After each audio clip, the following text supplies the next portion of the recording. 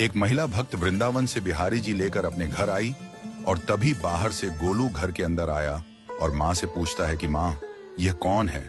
तो मैया ने बोला, ये भगवान हैं और ये ही हमारे मालिक हैं। अब तो घर में जब भी कोई नई चीज बनती तो सबसे पहले बिहारी जी को भोग लगता। पहले यह सब चीजें गोलू को सबसे पहले मिलती थीं। इससे गोलू बहुत चिढ़ने लगा और मन ही मन ठाकुर जी को कोसने लगा। एक दिन गोलू की माँ काम पर जाते समय बोली, गोलू, यमुना जी से मटके में जल भर कर लाना। जब गोलू पानी भरने के लिए जाने लगा तो जाते जाते बिहारी जी को कहने लगा, खाने के लिए तो सबसे पहले तैयार रहते हो, लेकिन काम तो मुझे ही करना पड़ता है। अगर यहाँ रहना है तो काम करो। कहकर गोलू यमुना जी से जल भरने के लिए चल पड़ा। गोलू जब यमुना जी में जल भरने लगा तो उसने देखा कि यमुना जी के अंदर बिहारी जी विराजमान हैं और कह रहे हैं, ला गोलू, घड़ा हम भर देते हैं।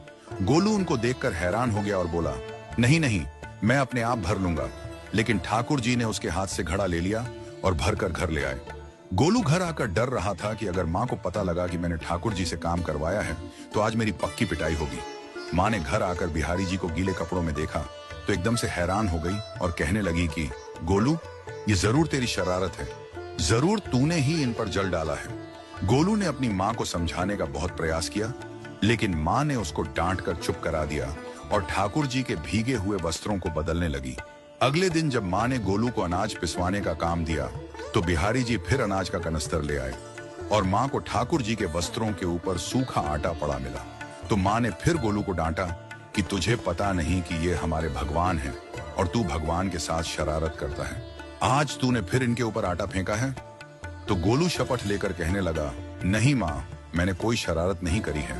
ये तो मेरे हाथ से गेहूं का कनस्तर लेकर खुद पिसवा कर आए हैं। गोलू की माँ आज बहुत गुस्सा हुई। अगले दिन फिर माँ बोली, बेटा गोलू, आज तुम्हारे बाबा बाहर गांव से वापस लौट आएंगे।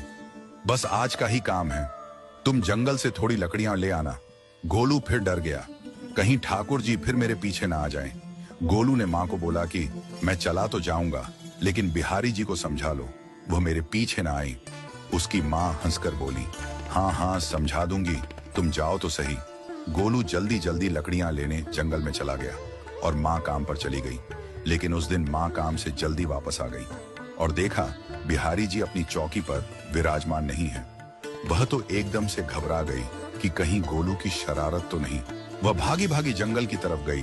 तभी उसने देखा कि गोलू के साथ एक इंसान लकड़ियों को लेकर घर आ रहा है। गोलू की माँ यह देखकर हैरान हो गई कि यह तो बिहारी जी हैं।